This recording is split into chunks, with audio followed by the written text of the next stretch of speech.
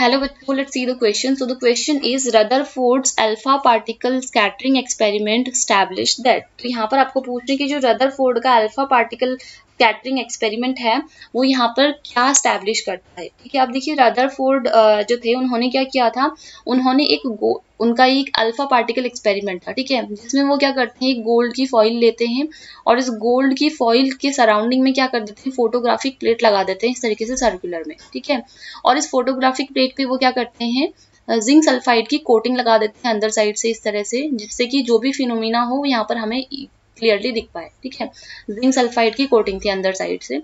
और वो क्या करते हैं, यहाँ पर एक रेडियो एक्टिव सोर्स लेते हैं इस बॉक्स के अंदर, और उस रेडियो एक्टिव सोर्स से वो क्या कराते हैं, अल्फा पार्टिकल या फिर आप कह सकते हैं अल्फा रेज को बम्बार्ड कराते हैं ऑन दिस गोल्ड फॉइल। ठीक है, ये क्या है, गोल्ड फॉइल है। अब देखिए गोल्ड फॉइल में क्या होगा, हमें पता है कि every matter is made up of atom. ठीक है, डाल्टन ने बोला था।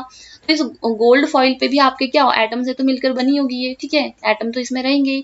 तो जैसे ही वो क्या करते हैं, इस पे अल्फा पार्टिकल या अल्फा रेज डालते हैं, तो वो अल्फा रेज क्या करेंगे, एटम पे जाकर टकराएंगी। ठीक है, अब होता क्या है, उन्होंने क्या ऑब्जर्व किया कि most of the alpha particle क्या होती है, यहाँ पर डायरेक्टली चली जाती हैं। ठीक है, पास हो जाती हैं, डायरेक्टली पास कर जाती हैं। इससे वो क्या निकालते हैं, इससे वो कंक्लूजन निकालते हैं कि हमारा जो एटम है, बिकॉज एटम से टकरा के ही गई होंगी, राइट। तो इसका मतलब जो हमारा एटम है, एटम का मोस्ट ऑफ द पार्ट क्या है, खाली है। इसीलिए हमारी जो अल्फा रेज हैं या अल्फा पार्टिकल हैं वो सीधे सीधे निकल जा रही हैं। तो इसका मतलब हमारे एटम का मोस्ट ऑफ द पार्ट खाली है। ये हमारा कौन बोलता है, रदरफोर्ड कंक्लूजन निकालते हैं।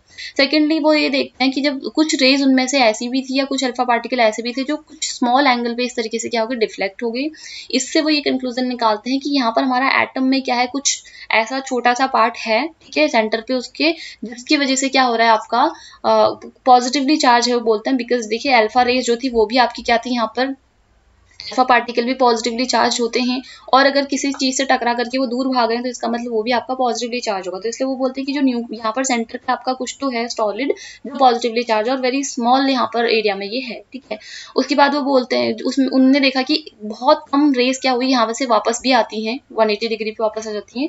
उससे ये कंक्लूजन निकालते हैं कि यहाँ पर सेंटर पे हमारा जो भी एटम का मास है वो सारा का सारा इस छोटे से एरिया दैट इज वॉल्यूम में ही सारा का सारा एटम का मास यहाँ पर कंडेंस्ड है।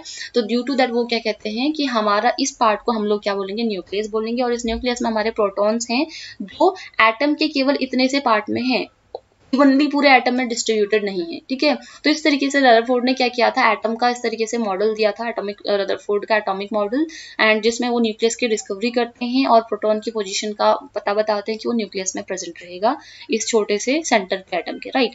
तो यहाँ पर आपको क्या बोल रहे हैं, देखिए protons are not evenly distributed throughout an atom, ये बिल्कुल करेक्ट है, रदरफोर्ड के मॉडल से हमें पता चलता है।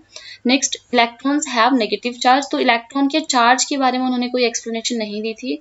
Atoms are made of protons, neutrons and electrons, ये भी उन्होंने, देखिए प्रोटॉन, न्यूट्रॉन, इलेक्ट्रॉन्स, इनके बारे में उन्होंने कुछ नहीं कहा था कि एटम इनसे मिलकर बना होता है, राइट। तो यहाँ से हमारा क्या हो जाएगा, option 1 is the right answer of this question. Hope you understood it well. Good luck.